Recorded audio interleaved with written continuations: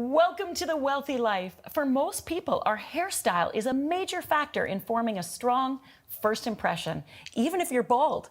Joining us now is expert stylist John Carreiro to share tips on how to look your best on any budget. John, welcome to the Wealthy Life. Thank you, Sybil. It's a pleasure to be here. So why is it important to have a really great hairstyle? It's part of your image. It's part of your look. It also creates self-confidence in what you do and how you walk into a room, how you feel about yourself. Well, when you look good, you feel good. Absolutely. And that radiates a very positive energy. It's why it's important to have a great haircut or a great color that complements what you or who you are. Now, it's easier said than done. Absolutely. What are some of the mistakes you see? Oh gosh, we see quite a bit. People doing their own hair, people trying to cut their own hair, people wanting things that are not realistic with the type of hair that they have or the type of color that they wear.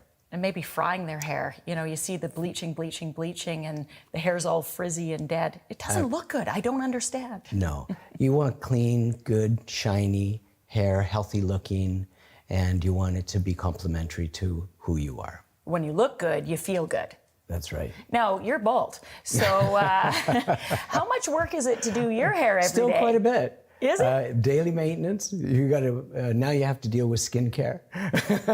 Right. And you probably have to keep it nice and shaving trim. every day. Right. And you still have to maintain. So when it comes to looking good, no matter what your hairstyle is, it can cost some money, it can take time. What are some tips you have for people to look their best all the time? First of all, you want to find something that makes it affordable to your own budget. So set a budget.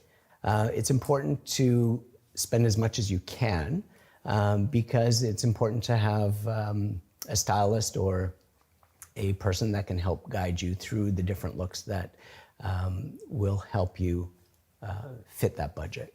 Right, and you sometimes get what you pay for. Not Absolutely. always, but... Not always, but more often than not, yes. You want to spend, find somebody that you can work with that's going to guide you through a look, that's going to help you to give you ideas on how to maintain that look within your budget. Well, and that's to maintain it, that's a really good point.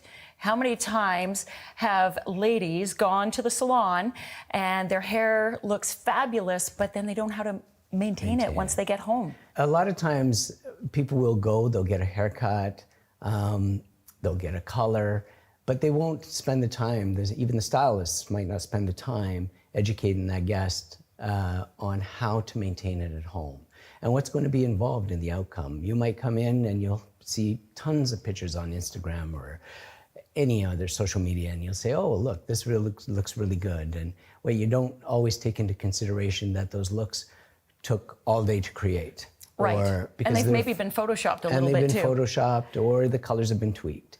But a lot of times we don't get into what it costs to maintain after that, especially when they're high contrast colors.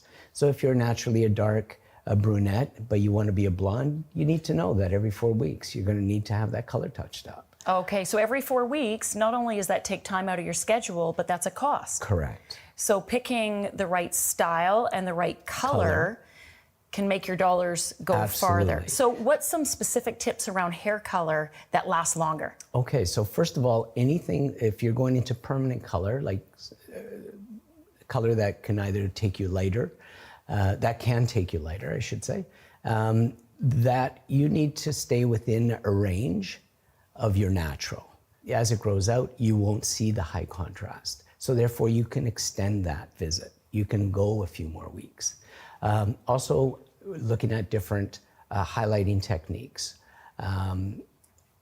Subtle, instead of going from, like, say, a dark brown to a blonde. When that grows in, it's going to grow in with a line.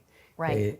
Again, high maintenance. So highlights as opposed to color will last longer. It'll lasts blend. longer, blends in. How about haircuts? So I've had short hair, I've got long hair now. I know what's easier for me to maintain. I think the long hair is easier for me to maintain. But What if someone wants to keep a short haircut? What's the secret to stretching out how often you need to get back to the salon? When you go into short haircuts, that's where it actually makes it, I feel, becomes very, very important to find the right haircut and the right stylist. The haircut should grow out into a long version of the short. If it doesn't, it becomes hard to manage, then you're back in the salon every 6 weeks or 5, depending on how fast your hair grows. And that's just what's inherent with short hair. But if you get a short hairstyle that grows out nicely, then you can extend it a little bit. You can make that haircut work for you and create different looks for you along the way. So a really important component of deciding what hairstyle you want is, what is your budget? Correct. How long will it last between salon visits? So you've given some good tips to make it go further, and you put those two together and you can always look and feel your best. Absolutely. Any final tips for our viewers today? Number 1, use great products at home and good tools, and find yourself a great stylist that you can work with that can help you achieve your look. John, thank you so much for being with us today. It's been a pleasure.